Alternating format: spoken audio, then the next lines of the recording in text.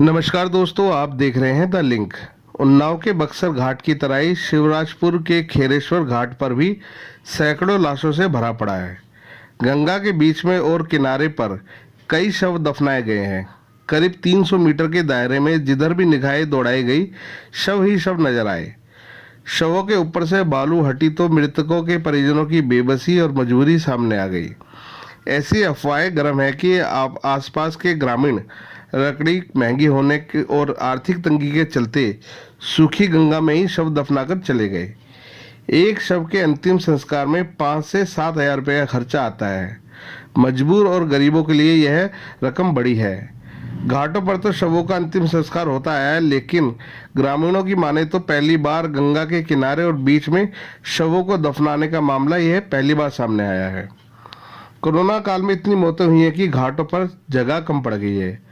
लंबे इंतजार और अनाप शनाप खर्चे से बचने के लिए मजबूर व आर्थिक रूप से कमजोर ग्रामीण चोरी छुपे यहाँ अपने शवों को दफनाकर चले गए।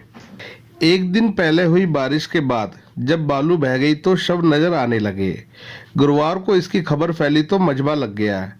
किसी शव का हाथ नजर आया तो किसी का पैर। कई शवों को तो कुत्ते नोच नोच कर शत विशत कर गए। खबर फैली तो पुलिस अफसर भी पहुंचे। कदम कदम पर लाशें थी, पैर रखने तक की जगह नहीं बची थी। ग्रामीण क्षेत्रों में भी कोरोना काल में सैकड़ों की मौतें हुई है। शव गंगा में दफना दिए गए, लेकिन पुलिस प्रशासन को भनक तक नहीं लगी। गुरुवार को जब भनक लगी तो पुलिस अधिकारी मौके पर पहुंचे।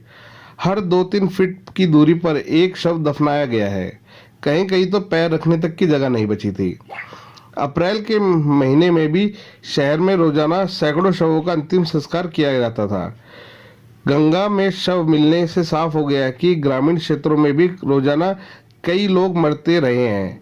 मौतें कैसे हुई ये तो स्पष्ट नहीं हो पाया, लेकिन आशंका यही है कि यह शव कोरोना संक्रमित या कोरोना जैसे लक्षणों वाले हो सकते हैं। ग्रामीणों के मुताबिक सैकड़ों शव यहाँ दफनाए गए हैं। बहुत से शव पानी में भी बह गए हैं। क्या ये सारा मामला? देखिए द लिंक की एक खास रिपोर्ट।